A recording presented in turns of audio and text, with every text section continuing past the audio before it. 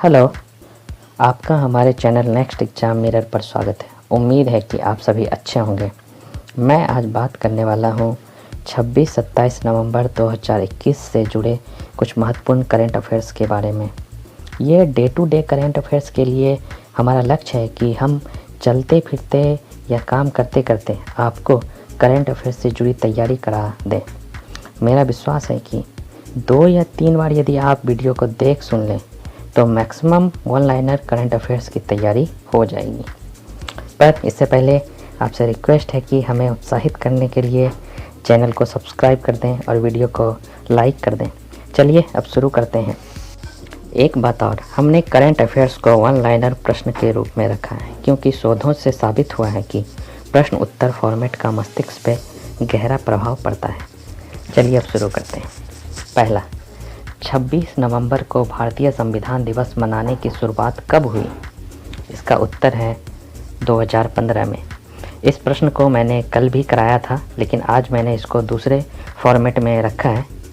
तो 2015 में government of India ने 26 नवंबर को कॉन्स्टिट्यूशन डे मनाने का फैसला किया क्योंकि 26 नवंबर 1949 को ही भारतीय संविधान को अपनाया गया था।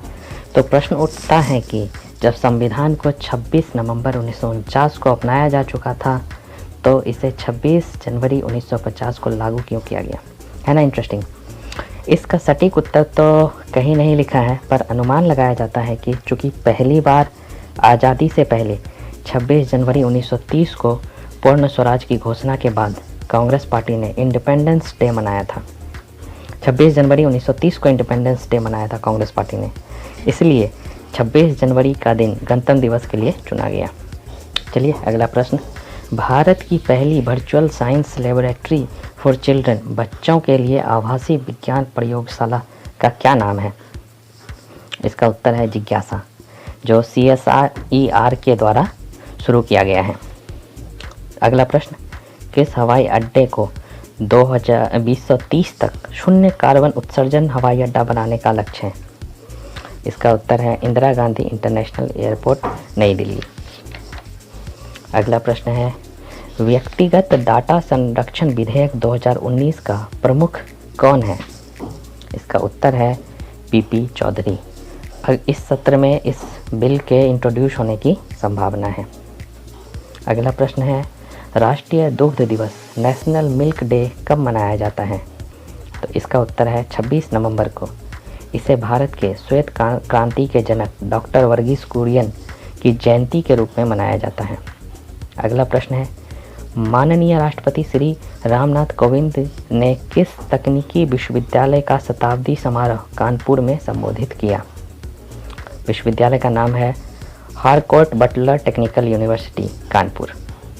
अगला प्रश्न, साझा क्रेडिट कार्ड को ब्रांडेड क्रेडिट कार्ड के लिए इक्विटास ने किस बैंक से समझौता किया? इसका उत्तर है HDFC बैंक से। अगला प्रश्न, minister of chemical and fertilizer Shri Mansukh Mandaviya ji ने second global chemicals and petrochemicals manufacturing hub का उद्घाटन कहाँ किया? प्रश्न फिर से सुन लीजिए। Minister of chemicals and fertilizer Shri Mansukh Mandaviya ji ने second global chemical and petrochemical manufacturing hub का उद्घाटन कहाँ किया?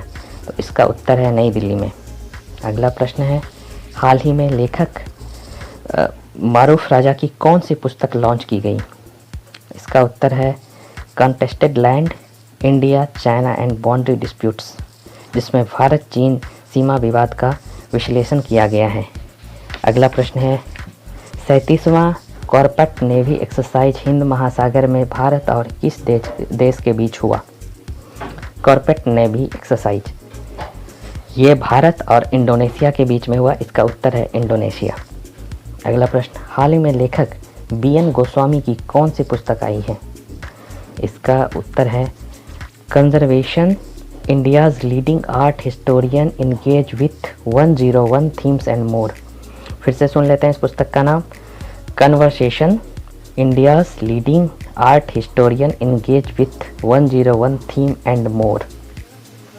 अगला प्रश्न है, हाल ही में हुए स्वच्छ सर्वेक्षण 2021 में भारत की सबसे स्वच्छ छावनी का खिताब किसको मिला? उत्तर है अहमदाबाद छावनी को। सबसे स्वच्छ छावनी का पुरस्कार अहमदाबाद छावनी को मिला। इस सर्वेक्षण में मेरठ छावनी को दूसरे और दिल्ली छावनी को तीसरे स्थान पर रखा गया।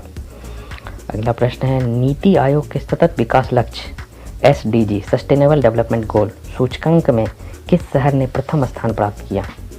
इसका उत्तर है शिमला में। इसमें दूसरे और तीसरे स्थान पर रहे कोयम्बतूर एंड चंडीगढ़। यह सूचकांक शहरों को गरीबी को समाप्त करने, शून्य भूख, अच्छे स्वास्थ्य, गुणवत्तापूर्ण शिक्षा, लैंगिक समानता के दिशा में किए गए कार्य पर रैंक करता है। अगला प्रश्न है, सागर शक्ति अभ्यास कहाँ आयोजित किया गया? इस प्रश्न का उत्तर है कच्छ प्रायद्वीप के क्रीक में। और इस सागर शक्ति अभ्यास में भारतीय सेना, भारतीय नौसेना, भारतीय वायुसेना, तटरक्षक दल, गुजरात पुलिस, सीमा सुरक्षा बल और समुद्र पुलिस ने भाग लिया।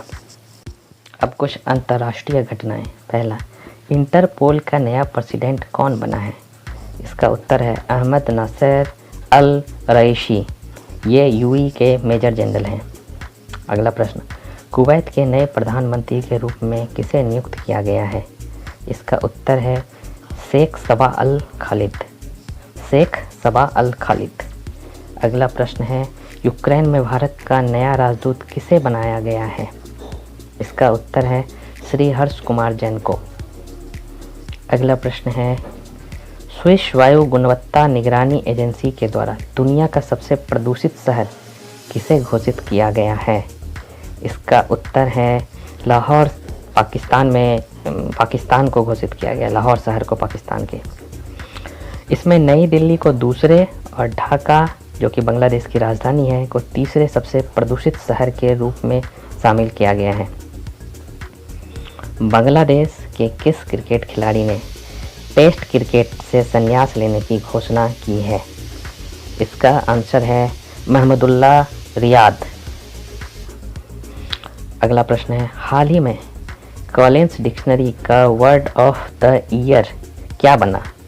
इसका उत्तर है NFT नॉन फंजिबल टोकन। यह ब्लॉकचेन टेक्नोलॉजी जिस पर क्रिप्टो करेंसी काम करती है का रजिस्टर्ड डिजिटल सर्टिफिकेट है। अगला प्रश्न है, 13वां एशिया यूरोप वर्चुअल शिखर सम्मेलन में भारतीय दल का नेतृत्व कौन कर रहे थे? तो प्रश्न फिर से सुन लीजिए, 13वें एशिया यूरोप वर्चुअल शिखर सम्मेलन में भारतीय दल का नेतृत्व कौन कर रहे थे? इसका उत्तर है उपराष्ट्रपति माननीय M वेंकैया नायडू जी। यह सम्मेलन 25-26 नवंबर को आयोजित हुआ, जिसका थीम था साझा विकास के लिए बहुपक्षवाद को मजबूत करना। फिर से सुन लीजिए, थीम साझा विकास के लिए बहुपक्षवाद को मजबूत करना। अगला, किस देश ने जलवायु परिवर्तन के खिलाफ भारत की लड़ाई को समर्थन देने के लिए भारत को 1.2 बिलियन यूरो देने की घोषणा की है? इसका उत्तर है जर्मनी ने। अगला प्रश्न, हाल ही में UN के पूर्व महासचिव बान की मून ने अपनी आत्मकथा किस नाम से प्रकाशित की है? इसका उत्तर है रिजॉल्व यूनाइटिंग नेशन। नमस्कार। हाँ, मैं आज आपको एक प्रश्न दे रहा हूँ जिसका उत्तर आप कमेंट सेक्शन में दें। ये प्रश्न है, संविधान सभा में स्टेट्स कमेटी के चेयरमैन कौन थे?